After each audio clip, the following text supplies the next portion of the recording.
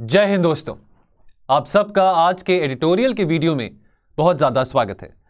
Date है आज की 11 जनवरी वेडनेसडे और आज हम 3 आर्टिकल्स डिस्कस करेंगे। 2 आर्टिकल्स आज हम डिस्कस करेंगे इंटरनेशनल रिलेशन से संबंधित, इंडिया एंड द वर्ल्ड से संबंधित। एक आर्टिकल हम इंडियन एक्सप्रेस में आया है, ये सी राजा मोहन ने लिखा है, इंडिया एज द ब्रिज। यहाँ पे ग्लोबल साउथ की बात करी जा रही है। ग्लोबल साउथ यानी कि थर्ड वर्ल्ड कंट्रीज की यहाँ पे बात करी जा रही है। ग्लोबल साउथ समिट है, अभी कल और परसों 2 दिन ये समिट रहेगा यहाँ पे इंडिया में, न्यू दिल्ली में।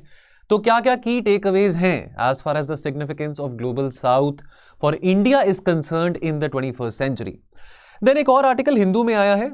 अब ये इस टॉपिक को लेके हम बहुत बार बात कर चुके हैं, लेकिन चलो ये आर्टिकल हिंदू में आया था। कुछ यहाँ पे इमर्जिंग बातें जो हमारे सामने हैं टू एनालाइज, वो है कि कैसे जो जियोपॉलिटिक्स है, जो ग्लोबल ऑर्डर है, वो कैसे तब्दील हो रहा है, कैसे बदल रहा है आफ्टर द यूक्रेन वॉर। तो क्या लेसन्स है फ्रॉम द यूक्रेन वॉर। ये आर्टिकल इंडिया स्पेसिफिक तो नहीं है, लेकिन इन जनरल ग्लोबल पॉलिटिक्स से संबंधित है।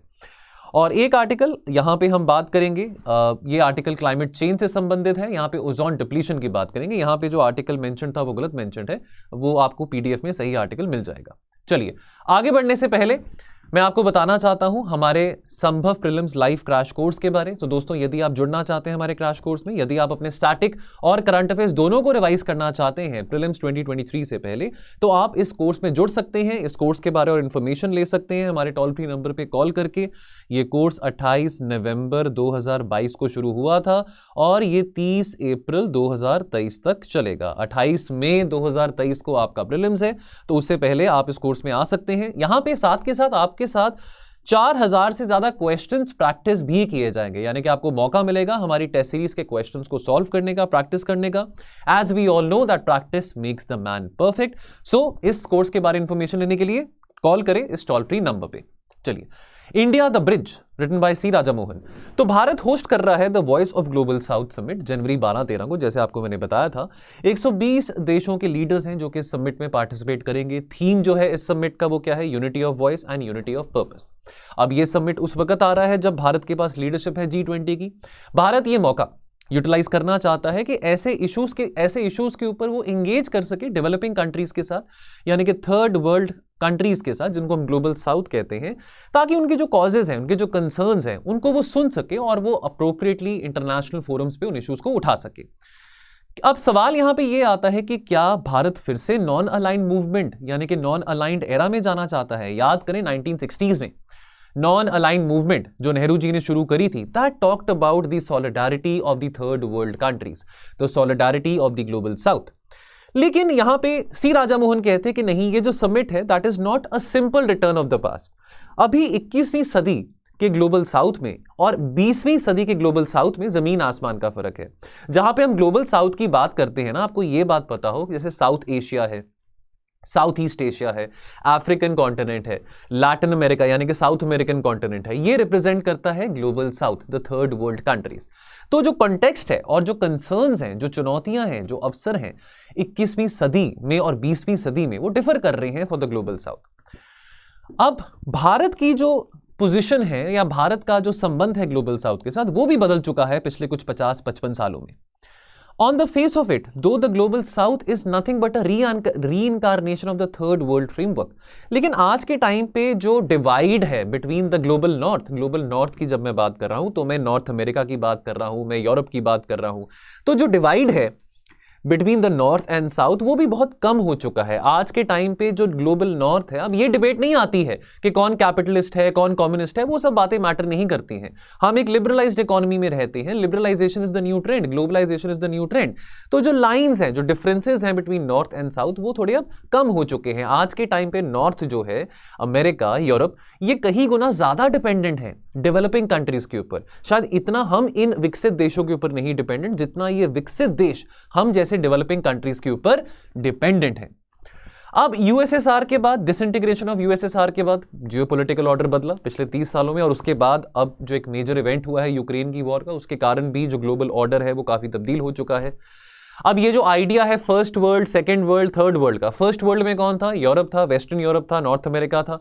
सेकंड वर्ल्ड में कौन था? सेकंड वर्ल्ड में यानी कि सोवियत, और जो यानी कि जो सोवियत का जहां जहां पे इन्फ्लुएंस था, ईस्टर्न यूरोप हो, रशिया हो, वो सेकंड वर्ल्ड में आ जाते थे। और थर्ड वर्ल्ड जैसे आपको मैंने बताया, south Asia, south East Asia, Africa and south America.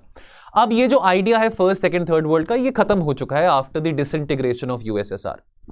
बहुत सारे ऐसे कंट्रीज थी जो कि सोवियत का हिस्सा था, सेकंड वर्ल्ड का हिस्सा था, जो कि अब पार्ट बन चुके हैं फर्स्ट वर्ल्ड कैपिटलिस्ट स्टेट्स के। अगर हम ईस्ट यूरोपियन कंट्रीज की बात करें तो किसी जमाने में ये यूएसएसआर के अंडर आते थे, लेकिन आज काफी सारे ऐसे देश हैं, ईस्ट यूरोपियन कंट्रीज हैं, जो कि नेटो के मेंबर्स हैं और अमेरिका के साथ ज्यादा क्लोज हैं, यूरोप के साथ ज्यादा, वेस्टर्न यूरोप के साथ ज्यादा क्लोज हैं।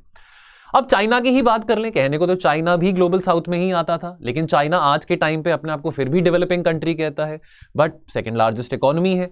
मिलिट्री पावर की बात करें चाइना की, वो ओवरशैडो करता है as far as compare to the military of many developed states of the north.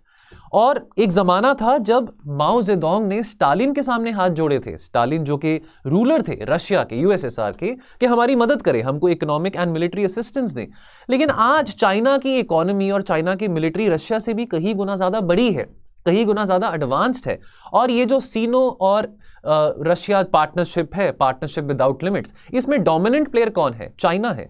तो देखते ही देखते चाइना आज ज्यादा डोमिनेंट हो चुका है एज कंपेयर टू रशिया। कहां रशिया बहुत डोमिनेंट था।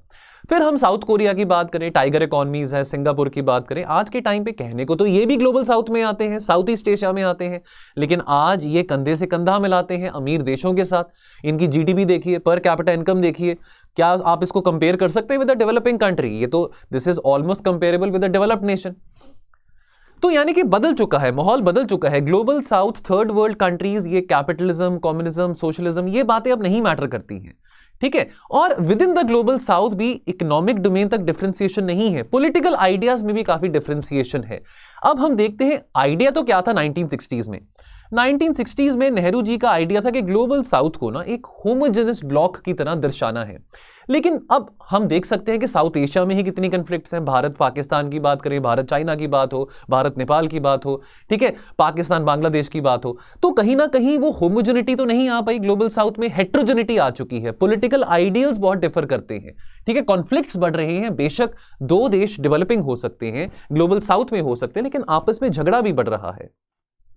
नाम की बात करें, नॉन अलाइन मूवमेंट की बात करें, तो आज से कुछ 40 साल पहले जब नॉन अलाइन समिट हुआ था दिल्ली में 1983 में, उस वक्त क्या क्या ट्रेंड्स चल रहे थे? ईरान इराक की लड़ाई हो रही थी, रशिया ने इन्वेड किया था सोवियत के ऊपर, वियतनाम ने ऑक्यूपाई किया था कंबोडिया के ऊपर, और बहुत कम अग्रीमेंट था, बहुत कम कंसेंसस था ग्लोबल इश्यूज के चलते, ठीक है। अब हमको एक बहुत बड़ा, हमारे सामने एक बहुत बड़ी चुनौती थी, चैलेंज था कि कैसे हम डिफरेंसेस को थोड़ा अकोमोडेट कर सके, बिकॉज हमारे रिश्ते ईरान के साथ भी अच्छे हैं, इराक के साथ भी अच्छे हैं, वियतनाम के साथ भी अच्छे हैं, सोवियत के साथ भी अच्छे हैं। तो हमारे लिए बहुत बड़ा चैलेंज था कि विद इन, अगेन बात है कि आइडिया होमोजेनिटी का था, लेकिन होमोजेनिटी नहीं प्रमोट हो पा रही है, हेट्रोजेनिटी ज्यादा प्रमोट हो रही है। तो कैसे हम अपने पॉलिटिकल डिफरेंसेस को बैलेंस कर सकते हैं with in the global south? ये चुनौती भारत के लिए उस वक्त थी। शायद आज कुछ हद तक ये चुनौती भारत के लिए कम हो चुकी है, लेकिन भारत का इन देशों के साथ पीरियोडिकली इंगेज करना बहुत लाजमी है और बहुत जरूरी है, स्पेशली जब भारत के पास G20 की प्रेसिडेंसी है। अब मैंने आपके साथ बात करी कि भाई कुछ देश थे कैपिटलिज्म फॉलो कर रहे थे, कुछ देश कम्युनिज्म फॉलो कर रहे थे। अब ईस्ट एशियन नेशंस ने कहा दैट देखो जी, हम तो ये इस झगड़े में नहीं पड़ने वाले हैं, हमने अपनी इकोनॉमी को लिबरलाइज करना है। आइडिया क्या था नॉन अलाइन मूवमेंट का, ग्लोबल साउथ का, कि भाई ना तो हमने कैपिटलिज्म को फॉलो करना है, ना हमने कम्युनिज्म को फॉलो करना है, कोई तीसरा रास्ता निकालेंगे। लेकिन हो क्या रहा है, पिछले 30-35 सालों में पूरे एशिया ने, पूरे साउथ ईस्ट एशिया ने, साउथ एशिया ने, अफ्रीका, साउथ अमेरिका ने इंब्रेस करा है लिबरलाइजेशन को, ग्लोबलाइजेशन को। It is high time that everybody realise that you can no longer be a closed economy, you have to open up your economy. तो export oriented strategies, China, Vietnam, Cambodia, South Korea, ये सब देश ऐसे export oriented strategy, export led economic growth strategy लेके आए, which is led by what? Which is led by foreign direct investment. तो ये अब मैटर नहीं करता कि आपकी पॉलिटिकल आइडियोलॉजी क्या थी। हमारा जो रास्ता था पोस्ट द कोल्ड वॉर, वो भी एक अपने आप में एक बहुत यूनिक रास्ता था। हमने भी पुराना वो सोशलिस्टिक फॉर्मूला, वो नेहरूवियन पॉलिसी हमने भी अबैंडन कर दी, और हमने भी ग्लोबलाइजेशन के मंत्रा को अडॉप्ट किया, हमने भी प्राइवेटाइजेशन के मंत्रा को अडॉप्ट किया, और हमने फोकस करा रीजनल इंस्टीट्यूशंस के ऊपर, चाहे वो सार्क हो, चाहे वो एशियान हो, चाहे वो शंघाई कोऑपरेशन ऑर्गेनाइजेशन हो, चाहे वो बिम्स्टेक हो, चाहे वो इंडियन ओशन रीजन एसोसिएशन हो, तो हमने रीजनल इंस्टीट्यूशंस को स्ट्रेंथन करने की कोशिश करी कि कैसे हम फ्री ट्रेड को ज्यादा प्रमोट कर सकते हैं, कैसे हम इकोनॉमिक इंटीग्रेशन ज्यादा लेके आ सकते हैं with in these regional institutions. उसके अलावा आज के टाइम पे भारत की फॉरेन पॉलिसी को काफी प्रेज भी करा जाता है। हम ब्रिक्स में भी हैं। BRICS stood for the solidarity of the developing world, Brazil, Russia, India, China, South Africa. लेकिन हम क्वाड में भी हैं। क्वाड में डेवलप्ड देश हैं, ऑस्ट्रेलिया है, अमेरिका है, जापान है भारत के साथ। क्वाड का पर्पस है चाइना को कंटेन करना, लेकिन हम खुशी खुशी ब्रिक्स में भी हैं चाइना के साथ। तो यानी कि हम ऐसे फोरम्स में इन्वॉल्व हैं जहां पे इंटरेस्ट इन्वॉल्व केवल डेवलपिंग देशों के नहीं करते, बट विकसित देशों के यानी कि डेवलप्ड देशों के भी करते हैं। लेकिन अब देखिए, ऐसा है ना कि हमको इतिहास में झांक के देखना है और हमको कुछ ऐसी गलतियां हैं जो हमने अवॉइड करनी है, हमने वो गलतियां नहीं दोहरानी है। जैसे कि हमको ऐसा नहीं करना कि अगर आज हम ग्लोबल साउथ सबमिट कर रहे हैं तो दैट शुडंट लुक कि भाई हम कोई इस तरह का फोरम बनाना चाह रहे हैं, कोई इस तरह का ब्लॉग बनाना चाह रहे हैं जो कि अगेंस्ट है अमेरिका या जो अगेंस्ट है the global north. Non aligned movement को अक्सर जो देखा जाता था, इस नजरिए से देखा जाता था, इस दृष्टि से देखा जाता था कि ये एक तरह का एंटिटी है, ब्लॉक है जो कि अगेंस्ट वेस्ट है। लेकिन ऐसा नहीं है। क्रिटिक्स कहते थे कि नॉन अलाइंड मूवमेंट जो है वो न्यूट्रल ब्लॉक है, लेकिन मैंने पहले भी बात क्लियर करी है कि non aligned movement never stood for neutrality. Non aligned movement, the idea of NAM was always opinionated. Non aligned movement के चलते यानी कि जो देश नाम के ब्लॉक में थे उनका ओपिनियन था, उनका इंडिपेंडेंट ओपिनियन था ग्लोबल अफेयर्स के चलते। बट बहरहाल हमने ये कोशिश को अवॉइड करना है। We have to avoid this temptation कि हमारा ये जो आइडिया है ग्लोबल साउथ सॉलिडारिटी का in the 21st century, in 2023, that should not be looked as against west और एंटी वेस्ट। तो कुछ सजेशंस यहां पे आर्टिकल में सी राजा मोहन दे रहे हैं, इस आर्टिकल में सजेशंस फॉर इंडिया। आज के टाइम पे हमारा फोकस होना चाहिए कि कैसे हम कन्वर्जेंस लेके आ सकते हैं between the interest of the developing world and the developed world. Because देखिए, जो भी प्रॉब्लम्स आज के टाइम पे हैं, क्लाइमेट चेंज है, ग्रीन एनर्जी हो, चाहे वो यूक्रेन वॉर हो, कोई भी ऐसे चैलेंजेस है, महंगाई है, रिसेशन है, इन समस्याओं का समाधान तब तक नहीं करा जा सकता जब तक हम एक कोऑपरेशन डेवलप्ड देशों के साथ भी नहीं लेते हैं। ठीक है। दूसरी बात, चाइना की अप्रोच क्या है? चाइना ने, चलो एम्बिशियसली ब्रिक्स की अगर हम बात करते हैं तो ब्रिक्स का एक मेन फंडा था कि हमने वॉशिंगटन कंसेंसस को चैलेंज करना है कि भी IMF में, वर्ल्ड बैंक में रिफॉर्म्स नहीं आ पा रहे, हमने उसको चैलेंज करना है। लेकिन चाइना की जो अप्रोच थी वो क्या थी? पोस्ट वेस्टर्न ऑर्डर की, यानी कि एक ऐसा इंटरनेशनल ऑर्डर हो जिसमें चाइना का इन्फ्लुएंस ज्यादा हो। लेकिन हमारी अप्रोच डिफरेंट होनी चाहिए। हमारी जो अप्रोच है वो यहां पे ये नहीं होनी चाहिए कि हमारा इन्फ्लुएंस ग्लोबल ऑर्डर के ऊपर ज्यादा हो या चाइना का कम हो या अमेरिका का कम हो। ठीक है। तो हमको we have to offer sustainable economic cooperation to global south, जो कि कैसे हो पाएगा? अगर हम ज्यादा रीजनलिज्म या ज्यादा ग्लोबल इंस्टीट्यूशंस को हम स्ट्रेंथन कर सकें और डेवलपिंग देशों के इंटरेस्ट को, कंसर्न्स को इन तमाम फोरम्स पे रेस कर सके। तो ये आपको मैं first world, second world, third world की इमेज दिखाना चाहता हूं। तो आप देख सकते हैं रेड में जो है ये सेकंड वर्ल्ड आ जाता है, फर्स्ट वर्ल्ड यानी कि यहाँ पे जो येलो में है, और थर्ड वर्ल्ड यानी कि आप देख सकते हैं south America, Africa, south Asia, south East Asia third world में आ जाता है। NCERT में contemporary world politics class 12th की NCERT है, वहीं से मैंने ये इमेज उठाई है। चलिए अगला article, lessons from Russia's Ukraine war. अब बहुत बार हमने बात करी है यूक्रेन वॉर के चलते, पूरा साल अब ये मैटर कुछ ज़्यादा ही खींचा हुआ है। ठीक है। वैसे तो व्लादिमीर पुतिन ने भी नहीं सोचा था कि ये मैटर बहुत ज़्यादा खींचा जाएगा। उनको था कि चलो जैसे मैंने क्रिमिया को हथियाया है वैसे मैं यूक्रेन को भी हथिया लूंगा। लेकिन अभी कहीं ना कहीं इनकी जो रणनीति है व्लादिमीर पुतिन की, वो भी कहीं ना कहीं भी वहाँ पे क्लियर नहीं है। ठीक है। व्लादिमीर पुतिन के जो पॉसिबिलिटीज़ हैं इस लड़ाई में जीतने की, वो कम होते दिखाई दे रहे हैं। क्लैरिटी नहीं है उनको, वो भी बहुत अनसर्टन है। और अब वो अपनी ईगो को बूस्ट करना चाहेंगे कि भाई मैं जीत रहा हूं। अभी न्यूज आई थी कि यूक्रेन ने कहा कि हमने एक दिन में 800 से ज्यादा रशियन सोल्जर्स को मारा है। रशिया ने बोला कि नहीं, ये सब झूठ है, ऐसा कुछ भी नहीं है। But the fact of the matter is कि रशिया वीक पड़ रहा है इस लड़ाई में। ठीक है। अब रशिया का जो ऑरा है, देखिए एक जमाने में अगर हम 2008 की बात करें तो 2008-9 में रशिया ने कोशिश करी थी कि जॉर्जिया नेटो के फोल्ड में ना आए। एक समाना था 2013-14 का, सीरिया में जो सिविल वॉर चल रहा था, व्लादिमीर पुतिन ने वहां पे इंटरवीन करने की कोशिश करी थी। अब आपको शायद सुन के थोड़ा यहाँ पे फनी भी लग सकता है, लेकिन 2013-14 की बात है जब कुछ रशियन ग्रुप्स ने, कुछ रशियन एडवोकेसी ग्रुप्स ने व्लादिमीर पुतिन का नाम नॉमिनेट किया था नोबेल पीस प्राइज के लिए, कि रशिया के इंटरवेंशन के कारण सीरिया में स्टेबिलिटी आ पाई, नहीं तो रशिया में सिविल वॉर जो थी खींची जानी थी। रशिया ने कोशिश करी वेस्ट एशिया में भी अपने इंटरेस्ट को स्टेबलाइज करने के लिए। उन्होंने इसराइल के साथ, तुर्की के साथ, जो कि अमेरिका के अलाइज हैं, अमेरिका के दोस्त हैं, उनके साथ संबंध अच्छे करें। क्रिमिया को हथिया लिया विदाउट एनी फाइट। उसके बाद अपनी इकोनॉमी को बूस्ट अप करा।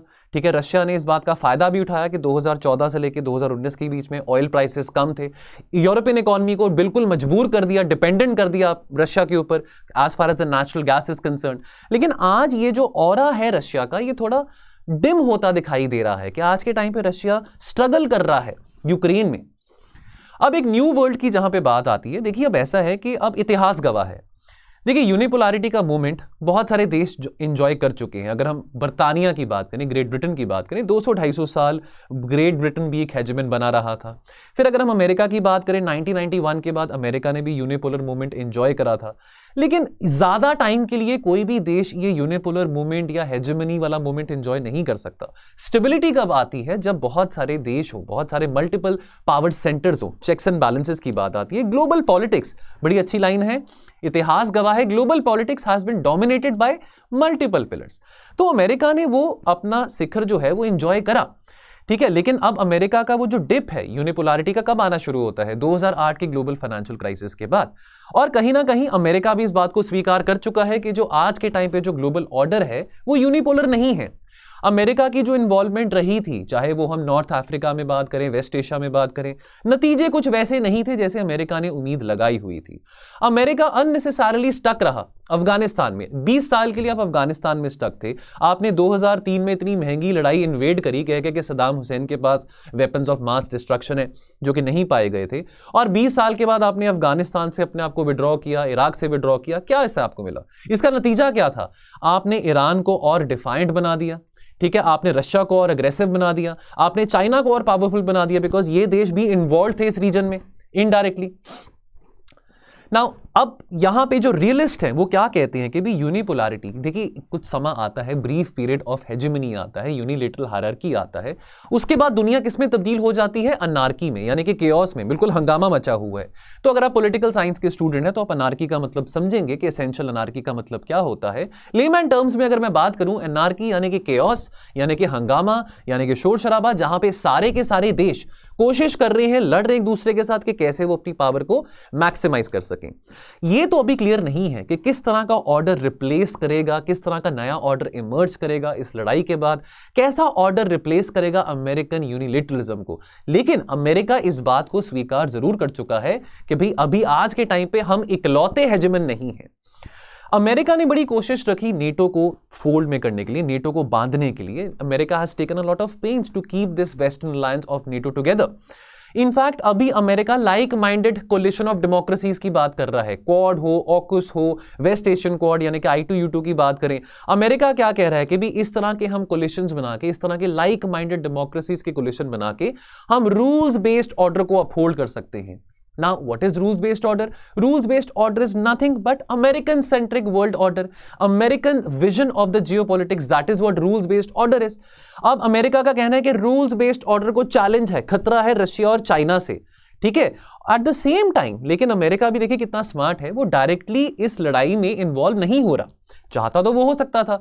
अमेरिका क्या स्ट्रैटेजी फॉलो कर रहा है? वही स्ट्रैटेजी जो कि लेट 1970s में, अर्ली 80s में रोनाल्ड रेगन ने फॉलो करी थी, जब सोवियट्स ने इन्वेड किया था अफगानिस्तान को, कि भी मुजाहिदीन को फंडिंग करो, पाकिस्तान की आर्मी को फंडिंग करो, सांप को पालो, ऐसे सांपों को पालो जो कि बाद में आके आपको खुद ही डसेंगे। तो वही स्ट्रैटेजी आज कुछ ना कुछ, अब सोचने की बात है यहां पे, हम ये तो नहीं कह सकते कि अमेरिका आज सांप को पाल रहा है। अब अमेरिका लेकिन यूक्रेन की मदद कर रहा है, यूक्रेन को पेट्रियट मिसाइल्स दे रहा है, हिमारस सिस्टम्स दे रहा है, पैसे दे रहा है, लेकिन डायरेक्टली इन्वॉल्व नहीं हो रहा इस लड़ाई में, ठीक है। तो कहीं ना कहीं ये स्ट्रैटेजी जो है अमेरिका की, क्या लॉन्ग टर्म डिविडेंड अमेरिका को दे सकती है? सोचने वाली बात है। तो जैसे कहते हैं, जैसे वो DDLG में बात कही थी शाहरुख खान में कि बड़े बड़े देशों में छोटी छोटी बात होती रहती है, लेकिन बड़े बड़े देश छोटी छोटी गलतियां करते हैं और वो छोटी छोटी गलतियां बहुत भारी भी पड़ जाती हैं। अब फॉर एग्जांपल अमेरिका को लगा होगा 1970s में कि चलो हमने वियतनाम में इंटरवीन किया, इन्वेड किया, कि चलो वियतनाम तो छोटा सा देश है, लेकिन अमेरिका को इसमें बैकलैश भी देखना पड़ा। अमेरिकन पब्लिक ने बहुत क्रिटिसाइज किया था रिचर्ड निक्सन को, जिसके कारण अमेरिका को विड्रॉ करना पड़ा था वियतनाम से। या सोवियत इंटरवेंशन इन अफगानिस्तान की बात करें, सोवियत्स को लगा होगा कि कोई बात नहीं, अफगानिस्तान छोटा सा देश है, हम वहां पे इन्वेड करेंगे, जीत जाएंगे, कैप्चर कर लेंगे, लेकिन उल्टा हुआ। क्या शुरू हुआ सोवियत्स का, आप सब जानते हैं। अब ये गलतियां हैं, अब इतिहास दोहराता है, अब इतिहास से आपको सीखने को बहुत कुछ मिलता है, तो ये क्यों गलतियां आप दोहराएं, आप ऐसी गलतियां बार बार ना करें। यही बात पुतिन ने सोची थी यूक्रेन में इन्वेड करने के लिए कि अरे हमने क्रिमिया एनेक्स किया था, आज हमारी इकोनॉमी बहुत तगड़ी है, $650 बिलियन का हमारे पास फॉरेक्स रिजर्व्स है, और यूरोप कहां जाएगा, यूरोप ने तो गैस हमसे ही लेनी है। लेकिन आज साल हो गया है, तो कहीं ना कहीं व्लादिमीर पुतिन ने भी गलती करी, सोचा कि यूक्रेन छोटा देश है, कोई बात नहीं, हम उसको पकड़ लेंगे, ग्रैब कर लेंगे, एनेक्स कर लेंगे। Putin miscalculated, underestimated the power of Ukrainian nationalism, सबसे बड़ी गलती।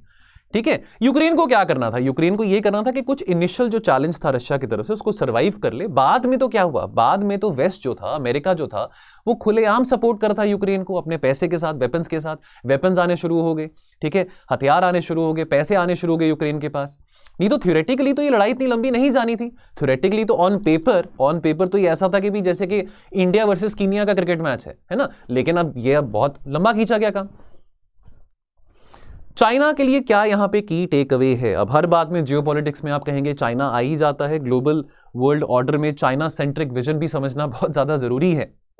देखिए ऐसा है, अगस्त में, पिछले साल अगस्त 2-3 की बात है, नैन्सी पेलोसी ये गए थे, ताइवान गए थे, और तब बड़ा यहाँ पे मुद्दा गर्म भी हुआ था। चाइना ने इस बात को अच्छा नहीं माना कि क्यों नैन्सी पेलोसी यहाँ पे ताइवान में आ रहे हैं, और ताइवान स्ट्रेट के ऊपर चाइना ने अपनी नेवी को, अपनी एयरफोर्स को मोबिलाइज भी किया था।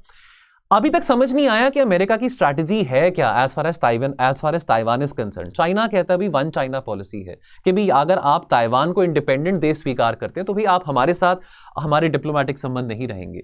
अमेरिका के लिए बहुत बड़ा चैलेंज रहा है, एक एम्बिग्विटी कंफ्यूजन रही है, लेकिन जो बाइडेन यहां पे रिपीटेडली उन्होंने बोला है कि भी अमेरिका डिफेंड करेगा ताइवान को, अगर तो ताइवान को खतरा होता है चाइना से। लेकिन मजेदार बात यह है कि G20 समिट में जो बाइडेन ने कहा कि नहीं हम वन चाइना पॉलिसी को सपोर्ट करते हैं, तो जो बाइडेन भी क्लियर नहीं है इस पॉलिसी के चलते।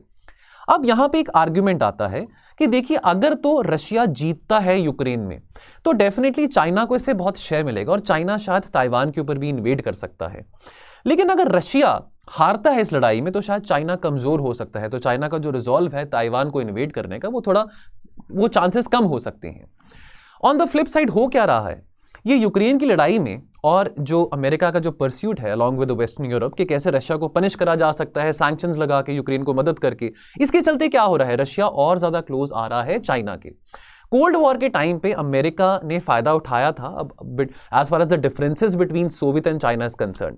लेकिन आज के टाइम पे क्या हो रहा है, आज के टाइम पे चाइना और रशिया की जो दोस्ती है, नो लिमिट्स रिलेशनशिप है आज के टाइम पे। तो अब एक कारण था अमेरिका का विड्रॉ करने का फ्रॉम वेस्ट एशियन अफगानिस्तान कि हम चाइना को थोड़ा कंटेन करना चाहते हैं, तो हमारी जो स्ट्रैटेजी होगी, जो हमारा फोकस होगा वो इंडो पैसिफिक में होगा। लेकिन अभी तो इस एक साल से अमेरिका यूरोप में ही इन्वॉल्व है, तो यहां पे चाइना के लिए बहुत टैक्टिकल गेन है।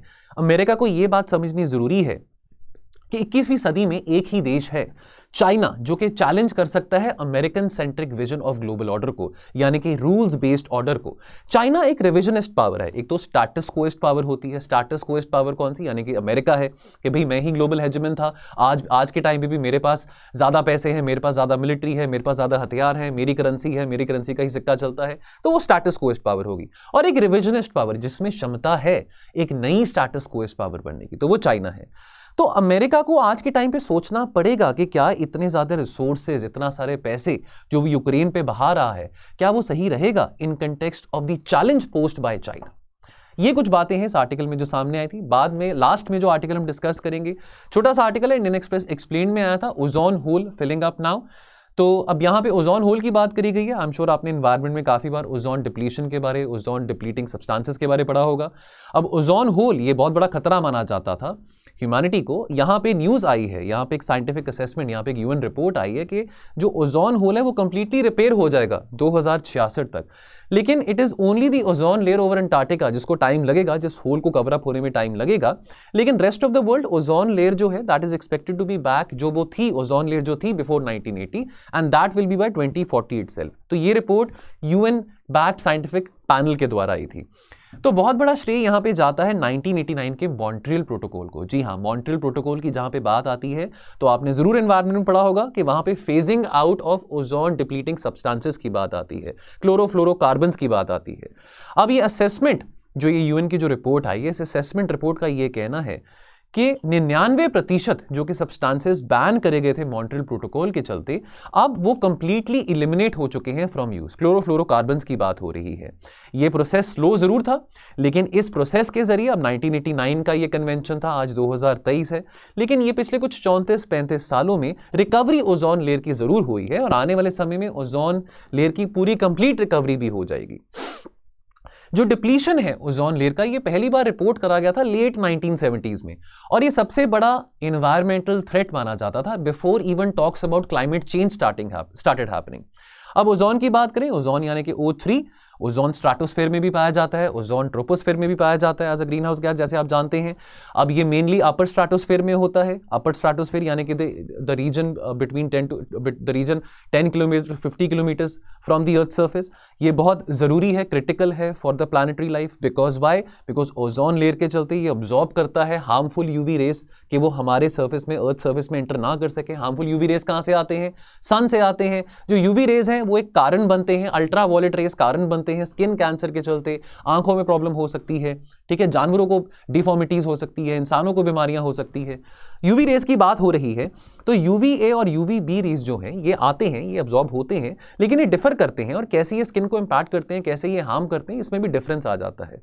अनप्रोटेक्टेड एक्सपोजर जो है टू यूवीए एंड यूवीबी, ये डैमेज करता है डीएनए इन स्किन सेल्स, जिसके चलते जेनेटिक डिफेक्ट्स हो सकते हैं, म्यूटेशंस हो सकते हैं, स्किन कैंसर हो सकता है।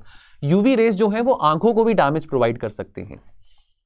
चलिए आपके सामने यहाँ पे फिगर है, आप देख सकते हैं यूवीए और यूवीबी आ रहा है, लेकिन जो यूवीसी है वो ओजोन लेयर के चलते नहीं आता, नहीं पेनिट्रेट कर पाता। तो आप सोच सकते हैं कि अगर ओजोन डिप्लीशन और ज्यादा बढ़ता रहता तो यूवीबी और यूवीसी जो कि हार्मफुल यूवी रेज हैं वो भी पेनिट्रेट कर सकते थे, जिसके चलते स्किन कैंसर और आईज में प्रॉब्लम और जेनेटिक डिजीजेस, जेनेटिक डिफेक्ट्स और हो सकते थे।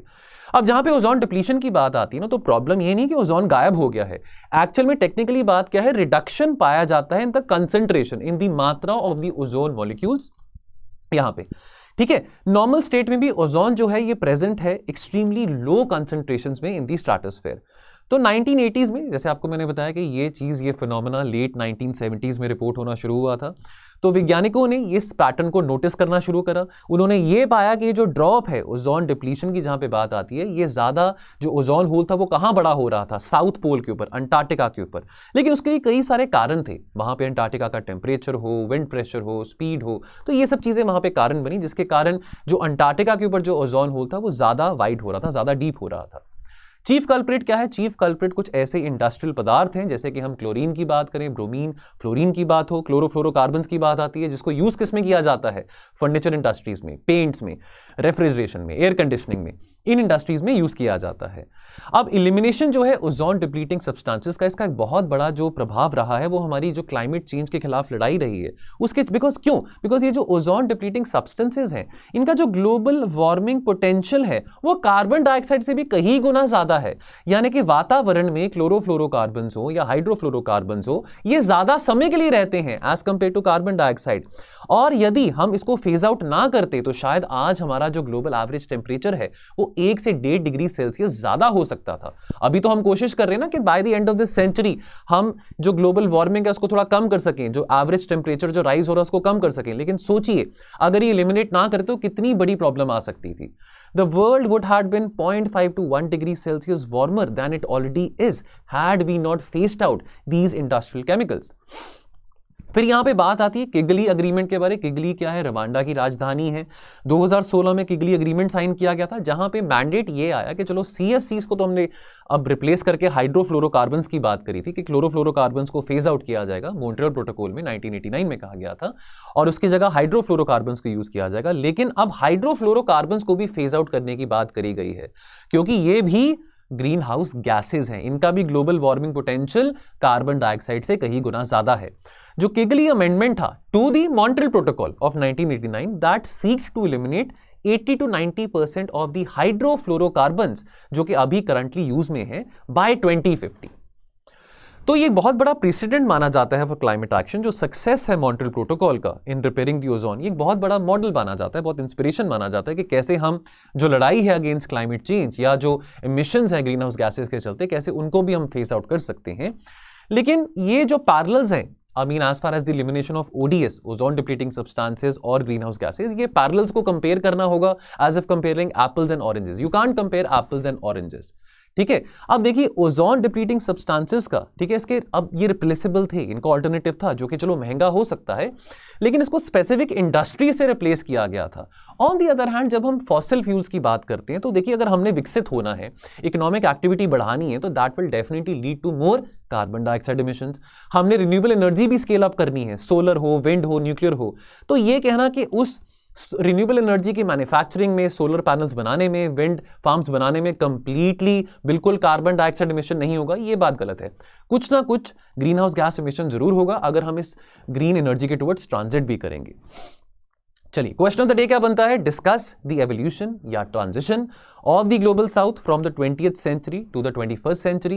What is the significance of global south to India? 250 words में आपने ये क्वेश्चन को आंसर करना है। टेलीग्राम ग्रुप में पोस्ट कर सकते हैं। मैंने कल भी कहा था कि ज्यादा पार्टिसिपेशन बच्चों की तरफ से देखने को नहीं मिल रही है हमारे मेंस आंसर राइटिंग इनिशिएटिव में, जो कि फ्री ऑफ कॉस्ट है। सो जस्ट इन केस आप इस editorials with mains answer writing के टेलीग्राम ग्रुप में जुड़ना चाहते हैं, वीडियो देख रहे हैं, डिस्क्रिप्शन बॉक्स में आपको लिंक दिखाई देगा, क्लिक करेंगे आपको हमारे चैनल के टुवर्ड्स रीडायरेक्ट किया जाएगा। 6 बजे बेस्ट आंसर और मॉडल आंसर दोनों ही पिन करे जाते हैं यहाँ पे। आज की चर्चा में इतना ही रहेगा, मिलेंगे हम कल और एनालिसिस के साथ। आप अपना ध्यान रखें और पढ़ते रहें। थैंक यू सो मच, जय हिंद।